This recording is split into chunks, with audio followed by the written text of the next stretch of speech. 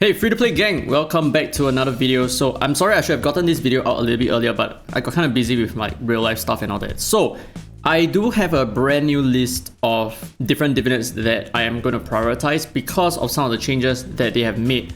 Like for example, Yunchuan losing his speed up buff, he now has attack up buff instead, which makes him not that viable in my opinion. I mean, it's really not that important because for the most part, you do not really need the attack up buff, and in some situations, the attack up buff might actually be detrimental, especially if you want him to be low DPS. So it is these little things that make some espers not so viable anymore in my opinion. Anyway, these are 10 espers that I would prioritize. There are a top 5 espers as you can see down in the chapters below. The first 5, they are going to be my preferred picks, and the next 5, they are going to be like just the next best in my opinion. But of course, do take note that all of these are just strictly my own opinion about these divinates and these espers as well, and whether they make any sense or not given my own resources, right? So if you disagree or you feel like certain espers deserve the resources instead, then sure, just go ahead. This is just strictly, like I said, my entire opinion. So we're going to try to get this over and done with really quickly. First, we have Brewster. He's still going to be my top pick.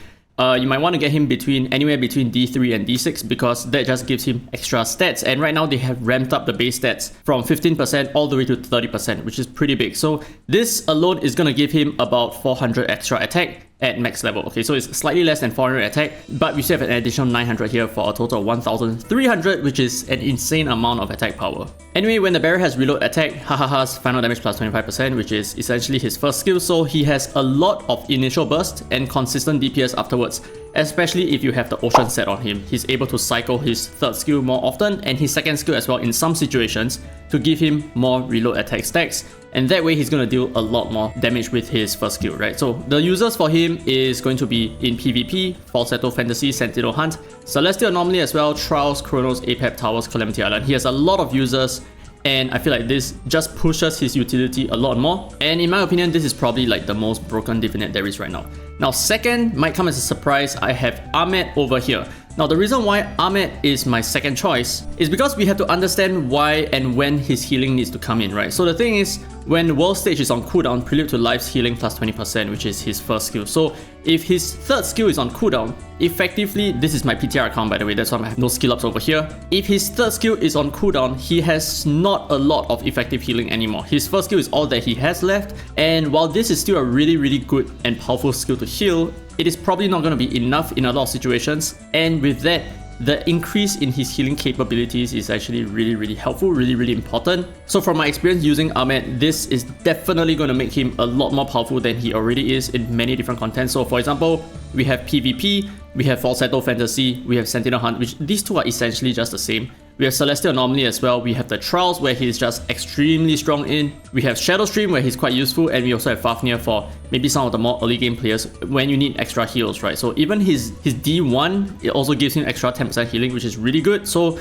all in all, I think up to D3 he is excellent. Up to D6 is not bad if you want some extra base HP. Now the next esper, we have Toland. So the reason why he is so good, and I'm pretty sure most of you guys will also understand, is that right now when casting Point of Origin, the barrier has a 100% chance of extending the target's ability cooldowns to the max number of turns. You can see Point of Origin over here, it's his third skill. Now why this is so good is after 0-houring that enemy, you're also going to remove all of his cooldowns, so you effectively eradicate that enemy perpetually. That enemy is going to come back afterwards, but he's not going to do anything else, and especially if you have espers like Ethan, you're going to leverage off his Panic Gaze and deal even more damage to that enemy with completely reset cooldowns. So in my mind, the best places for him is going to be PvP and the Cube Miracle. Yes, I do use him in the Cube Miracle actually, just so that it's a lot easier for me to target all those pesky Claras. But yeah, in terms of versatility, it's strictly just PvP, but it is still quite a big deal because PvP is essentially the end game. Now the fourth pick in my opinion is probably going to be Raven, and this affects her second skill. So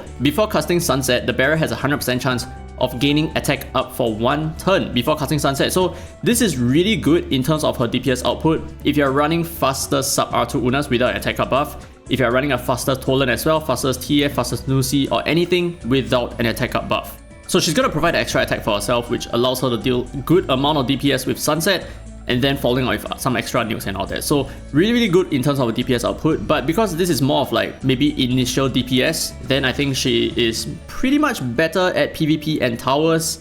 Aside from that, I'm not super sure whether this makes her viable in other content, like maybe Celestial Anomaly, Falsetto Fantasy, Sentinel Hunt, that kind of stuff. That may not be where she shines at, but for the most part, in terms of PvP, she's going to be a nightmare. So yeah, that's Raven. And now the fifth and final Esper, in my opinion, which is a really good choice for Divinate, might come as a surprise. That is Valeria. Let me explain. So this is what Valeria's Divinate does. When the barrier's speed is above the targets, which is probably going to be true all the time, Launching Tide's final damage plus 30%.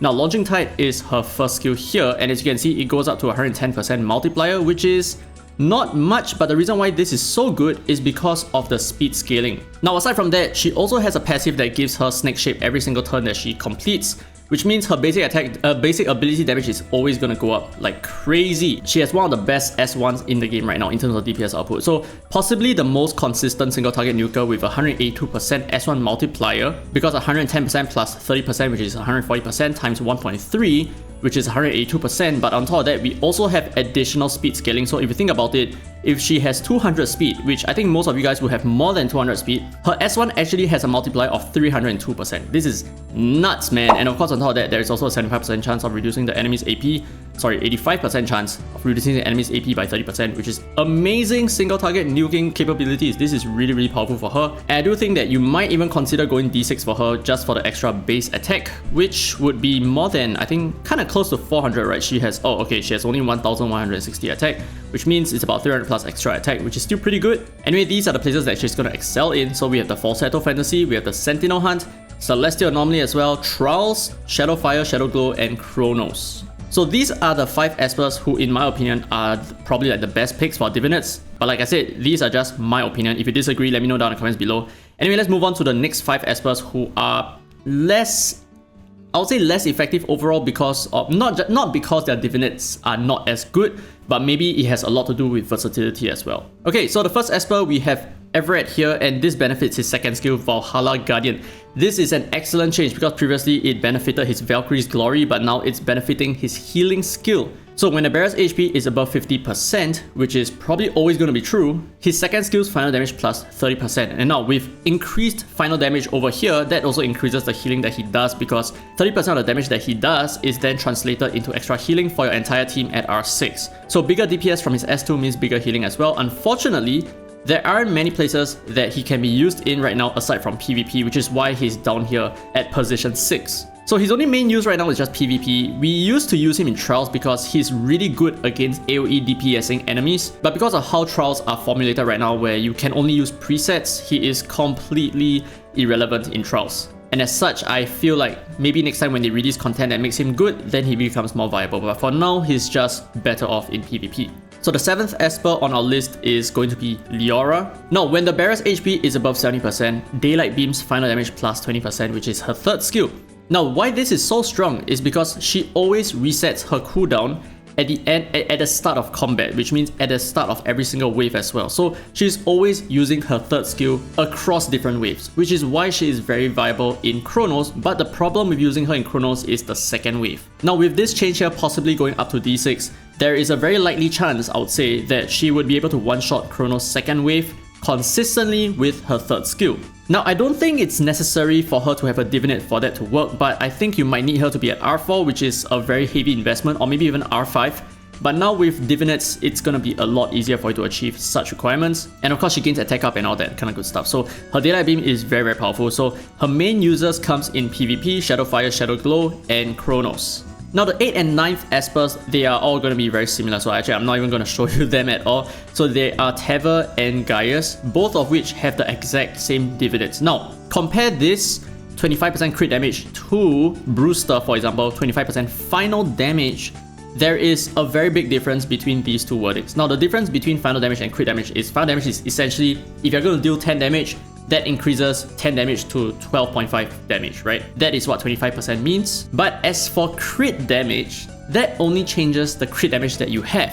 So for example, bigger first hit, do note that this is only a crit damage bonus, not a final damage bonus. So 25% crit damage bonus is only 7.14% final damage with 350% crit damage built, which is plus 200% crit damage in your equipment set. So that damage gain is only 7.14%. It is very little. So the main use for this is probably going to be in PvP, especially so for Tevor so that he can mostly guarantee that one hit at the start. But for the most part, I think this truly benefits Tevor a little bit more than Gaius because Gaius don't need this in PvE content at all. But Tevor definitely does need this in PvE, so like for example, Shadow Glow, Shadow Fire maybe? And I mean, he's kind of good in the entire Dislyte land, so there is that. So the extra stat bonus that they get, or rather the extra stat bonus that Tevor gets, will definitely help him out a lot more in PvE than Gaius. So I do feel like Tevor is probably a better pick because like I said, Gaius is still able to perform whatever that he needs to do without the Divinate system at all. Now the final Esper will come as a surprise to a lot of you guys, and that is going to be Ashley. Now hear me out before you start complaining. So this is what Ashley's Divinate does. The bearer has a 100% chance of gaining one stack of Rainbow Bridge at the start of their turn. You can see what Rainbow Bridge does over here. But essentially what Rainbow Bridge is really known for is that extra AoE DPS and that AP down, or the AP pushing to your team. Now the thing is, she already starts with a few Rainbow Bridge stacks. Okay, I'm not super sure where it's mentioned, but she does start with, I think, 3 stacks?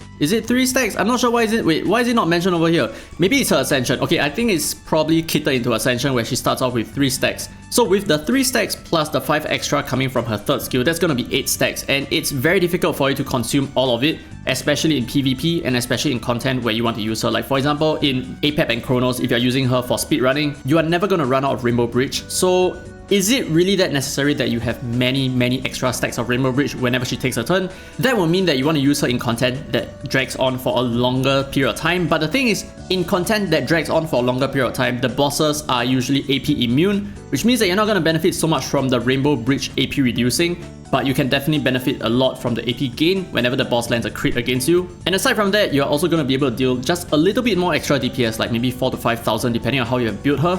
If you have built her with more attack, then yes, it's gonna be a little bit more DPS, like I said, 5,000. So the thing about her is that she has a very powerful Divinate in my opinion, but it's just a lack of content for viability. So as you can see here, there are only 2 main users that I can think of. Number 1, Celestial Anomaly, if it ever does come back, and number 2, the Calamity Island is also pretty good, although it really depends on how long you want the fight to drag on, because if this is gonna drag on, then you're probably gonna lose because of turn limit anyway. So in my opinion, there is not a lot of value in Ashley's Divinate right now, until they release more content that makes her useful.